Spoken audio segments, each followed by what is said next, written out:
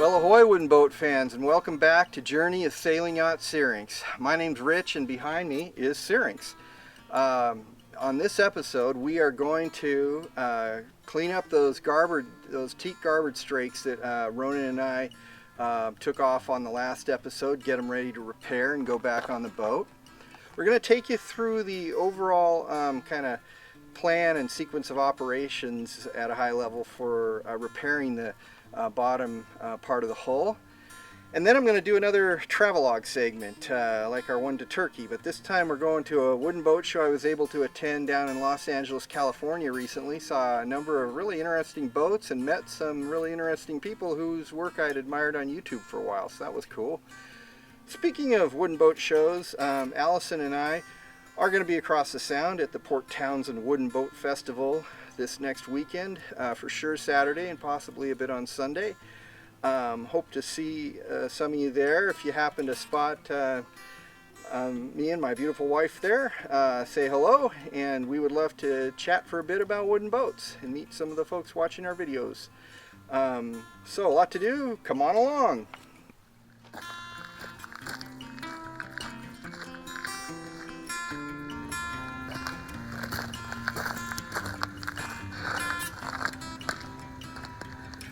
Well, after a long delay for business and personal travel and other household jobs, I'm finally getting back on working on Syrinx. We're going to be scraping some paint today off of the garboards that Ronan and I took off last time we were working on the boat. This is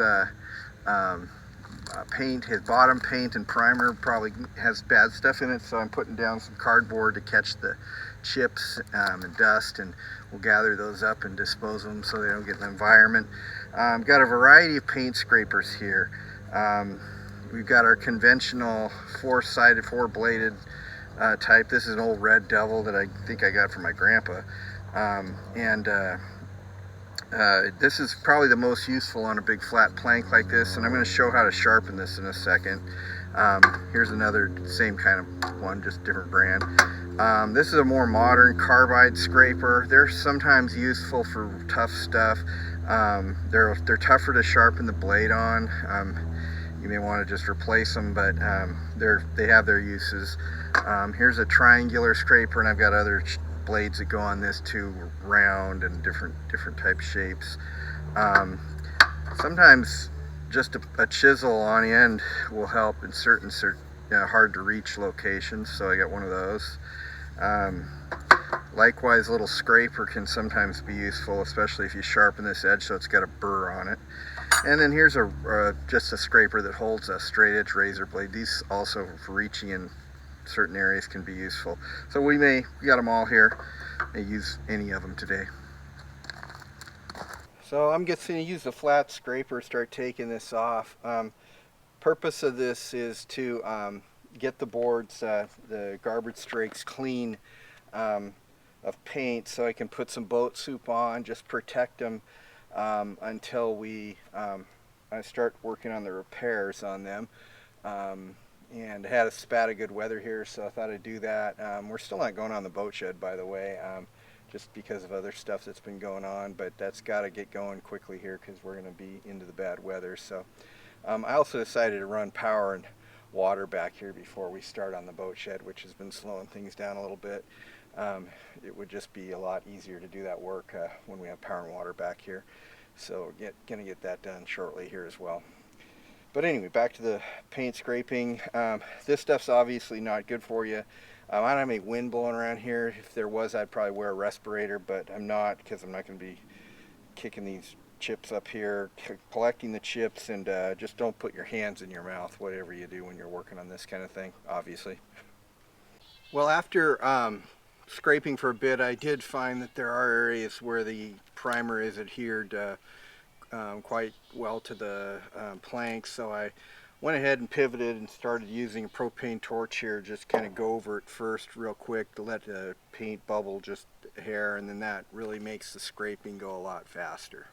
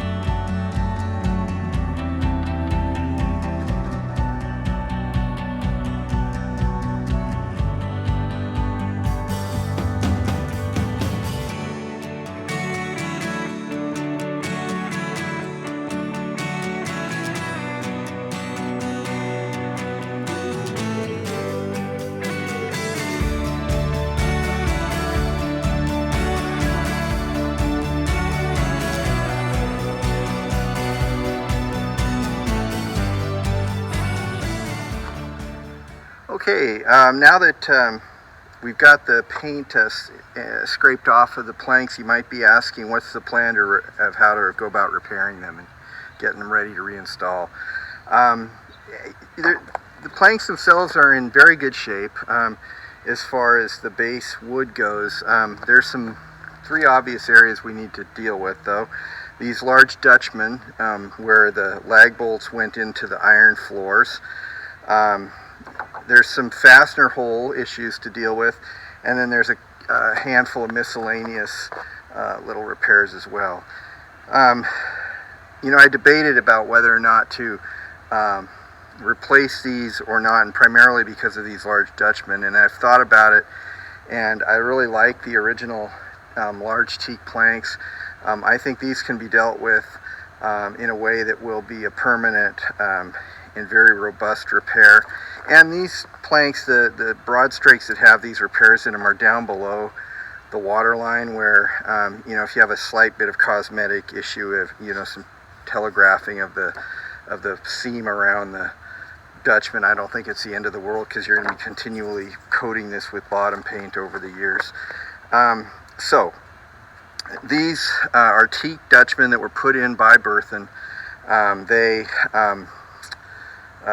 In general, they've suffered damage. You can see some electrolysis damage here, and from the galvanic action of the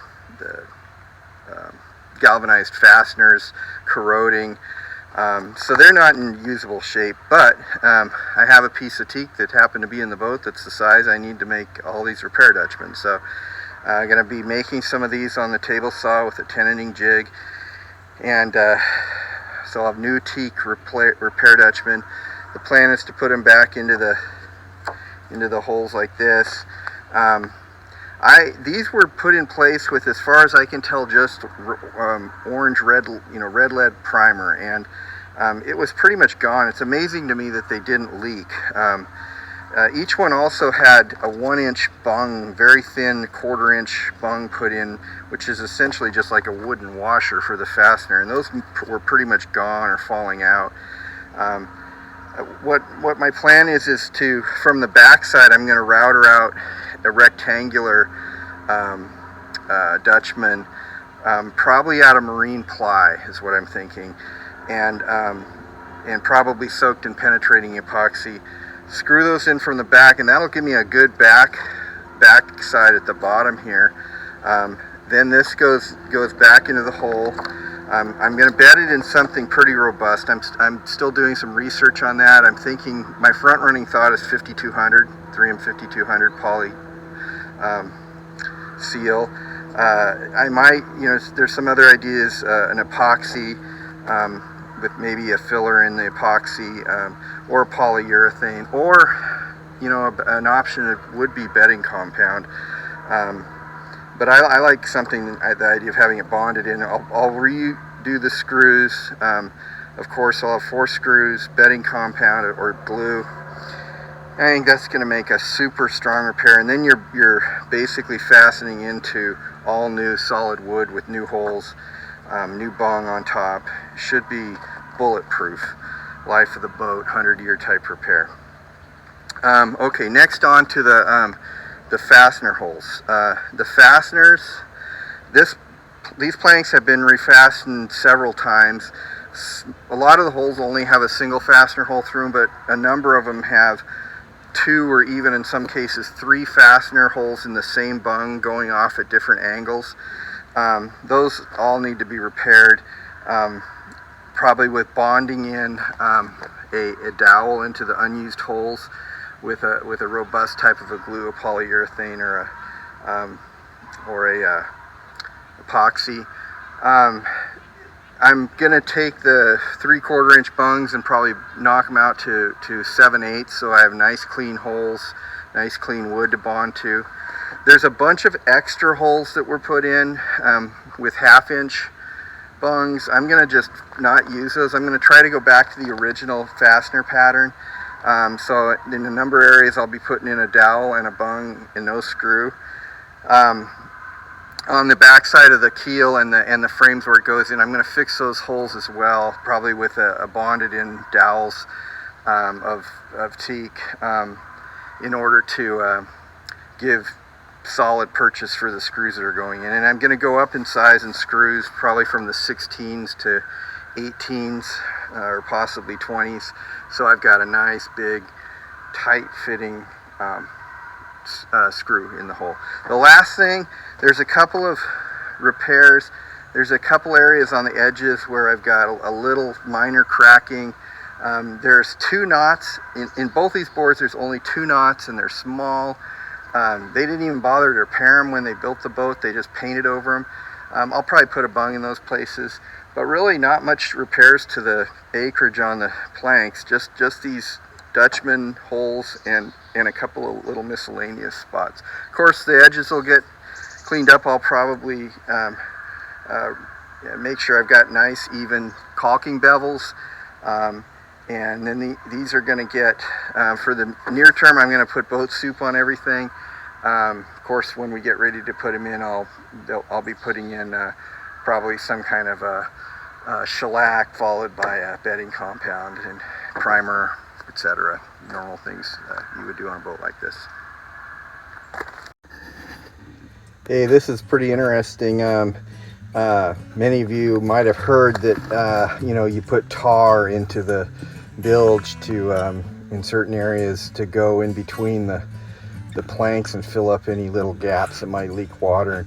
It seems like it's solid. You can touch it here and it's hard, but it never actually completely solidifies. And in the month or so since we took off the garboard, there was a tar here that was just flush flat with the plank, and as you can see, it got hot. We had a spell of 80-degree weather, and then it just dripped right down onto the gravel here. Quite a bit of it, probably several cups worth, and it's just a lesson that tar, which was put in there decades ago, has never solidified. So, and that's what you want. Here's some more of that tar on the bottom of the garboard planks, and you can see those stalagmites hanging down, and look what's down on the ground below it. A big pile of tar.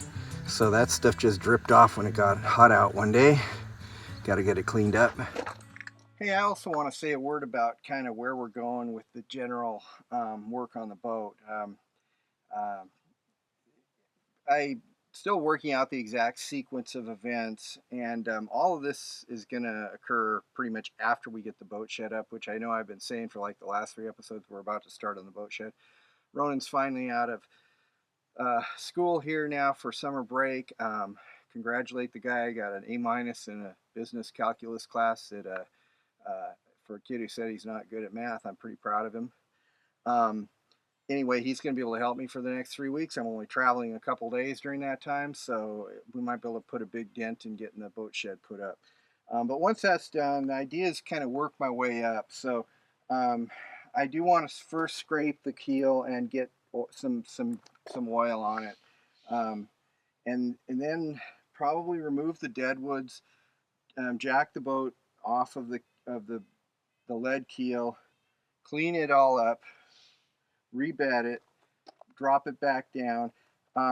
These 4 rows of broad strakes, for the most part, are behind the steel, the wrought iron floor timbers, so they have screws, and there's nothing that would lead me to believe those screws are in any better shape than the ones I took off of the garboard strake. So I'm kind of made the decision that these 4 rows of planks will need to come off. That'll allow me to rebed and properly repair all of these Dutchmen. And from there up, it's mostly very tight copper rivets, and I haven't really evaluated whether or not those will need to come out. Most of them look like they're in really tight shape, so hopefully I'll find that's the case. I'm hoping not to have to take all the planks, refasten all the planks, but we'll take it at that as it comes. I'm being really careful that I do not want to remove too much of the boat at one time, because I don't want it to lose its shape at all. And we do have looming that work on replacing the wrought iron floor timbers. I had thought about casting or welding silicon bronze replacements. I'm leaning more toward laminated wood floors now. There are some downsides. Primarily, it eats up a lot of space in the bilge, but I know there are other gauntlets that have done that successfully. It gets rid of all that metal in the boat and really cuts down on your chances of having galvanic corrosion. And I think I can do it and have the boat be every bit as strong. And if I'm worried at all about that, I could do external silicon bronze straps like the Harris Shop boats had. So anyway, working out details, we're talking about a year or more's worth of work probably to get, this far up on the boat back to being skookum. But I just want to kind of give you an idea where my head's at. I'm certainly interested in comments on that. And I'm of course consulting with my network as well, figuring out what the right approach will be, the best approach.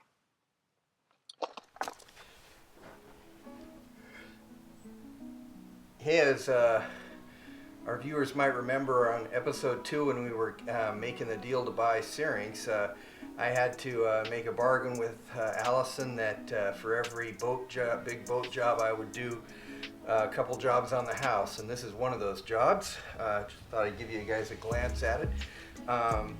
This is a French door that had an anodized aluminum threshold that could not be raised, and because of the floor height here, we always had a problem of a gap under the door. Not good. We would get cold air coming in through there, and even worse, occasionally a little critter like a frog or a lizard would crawl in, which is not really what you want in your bedroom. So had these marble thresholds fabricated, and it was years ago I had them done, and I just have not put them in, and I'm finally getting to it here. It'll kind of look nice, and it'll allow us to raise this level to the point we can seal the doors properly. And yeah, and then this is behind me. You can kind of see we got some more landscaping and patio work to do as well. So there's still plenty to do around the house, but I'm going to balance that out with work on the boat.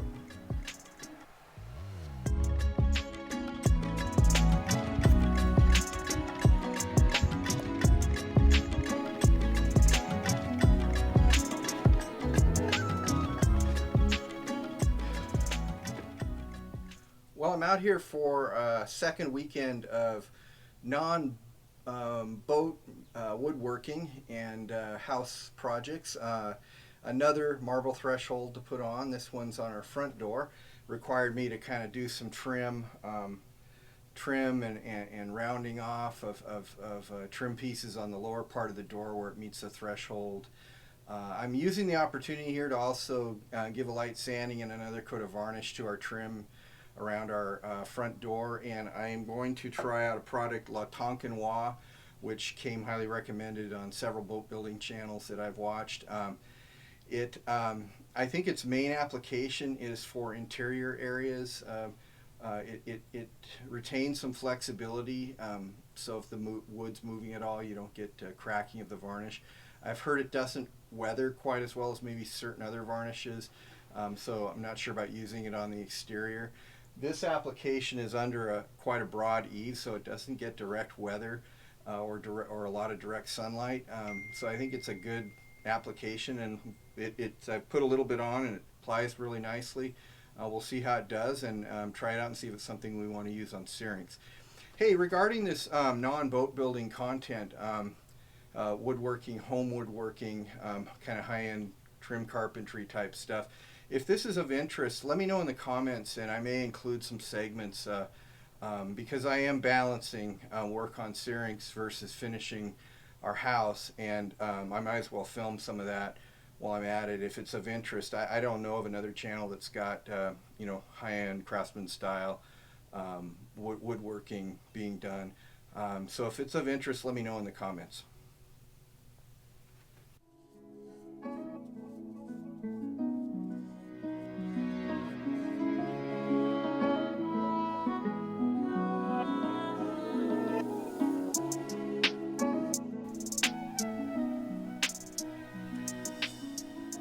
Glen Chaylock is the name I gave our house when I designed her a while back.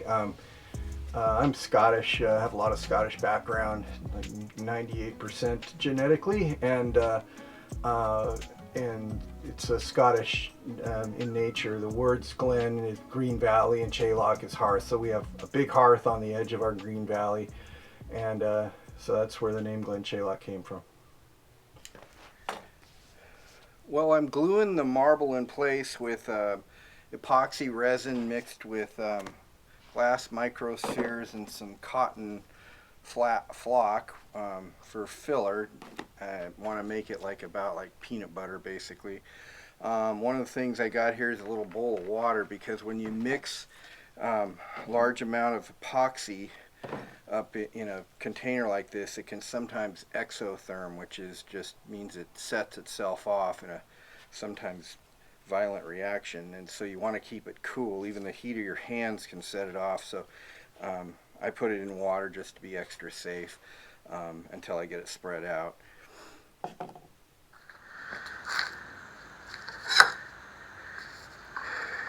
This is about the best aerospace grade resin you can buy in the world. MGS from Germany. They sometimes call it German blue because the hardener has this blue tint to it. We used it on a couple of our derby cars that we built, including our legacy car that just won another championship this summer. It's the best. Epoxy is overkill for gluing down marble, but I happen to have some left from the project, and it's only got a 2-year shelf life, so might as well get it used, and hopefully that marble will never come loose. When you're mixing epoxy, it's really important to scrape the sides to make sure that you get all the resin off your container in the bottom, and if you think you've got it mixed enough, mix it about the same amount more. You really want it to be thoroughly mixed. And I mix the resin up and then start putting in the thickener afterwards. I like to make sure the resin's good and mixed before I put the thickener in. Okay, we'll put some micro balloons. These are little glass spheres that are good for thickening resin. They don't keep it from cracking that much though, so I'm also putting in about an equal amount of flocks, which is cotton chopped up super fine, and kind of makes it into like a miniature version of fiberglass.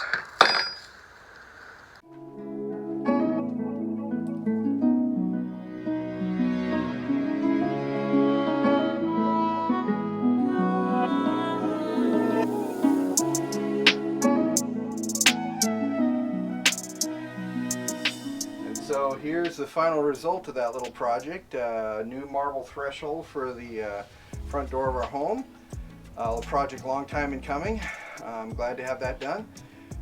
Hey, let's go now on a little travelogue segment down to Los Angeles, California for a wooden boat show. Show you some very interesting boats and people.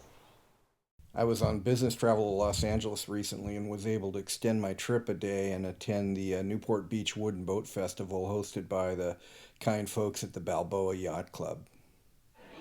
All right. Well, listen, my name is Steve Paljig. I have the honor of being the chairman for this year's 2024 Wooden Boat Festival. And the cannon shot that you heard, and then the fireboat, graciously provided by the Orange County Sheriff's Office, is to celebrate the opening of the festival. So we are officially underway.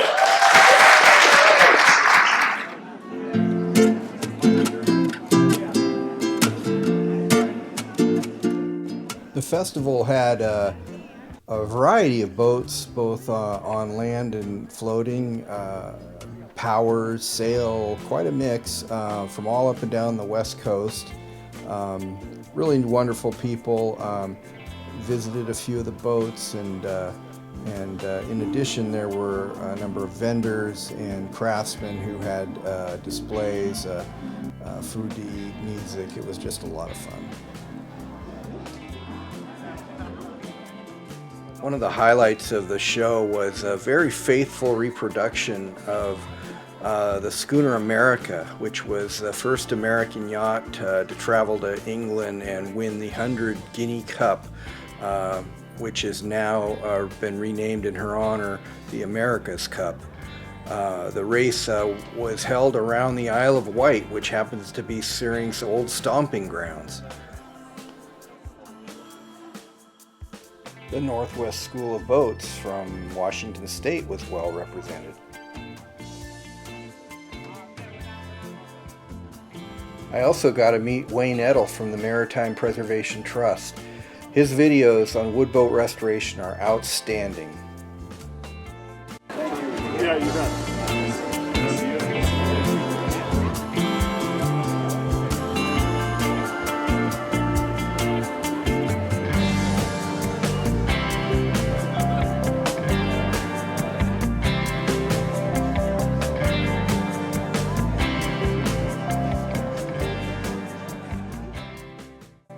I was excited to see John Gregg and Chris Chase on the speaker series.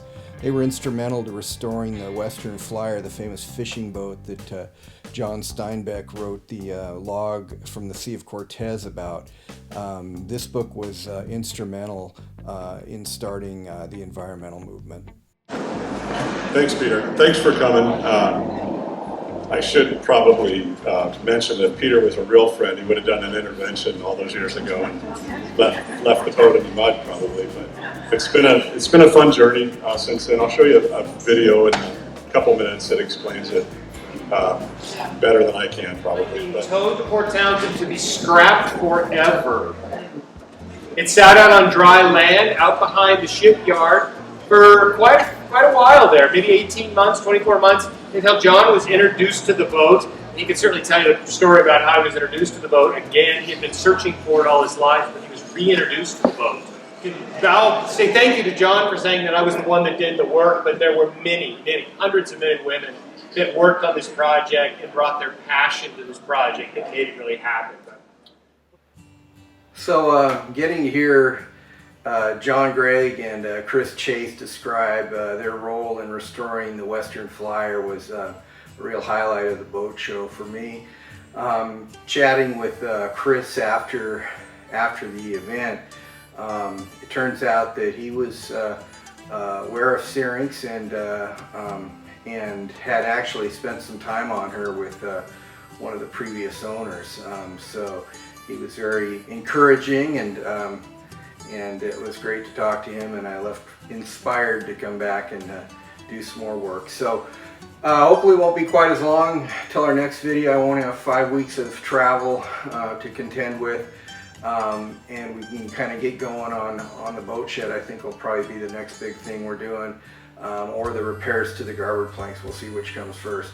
But thank you so much for joining us here and supporting our channel. I really appreciate all of you who take the time to subscribe, like, and comment on the videos. That helps to grow our community here. Thanks so much.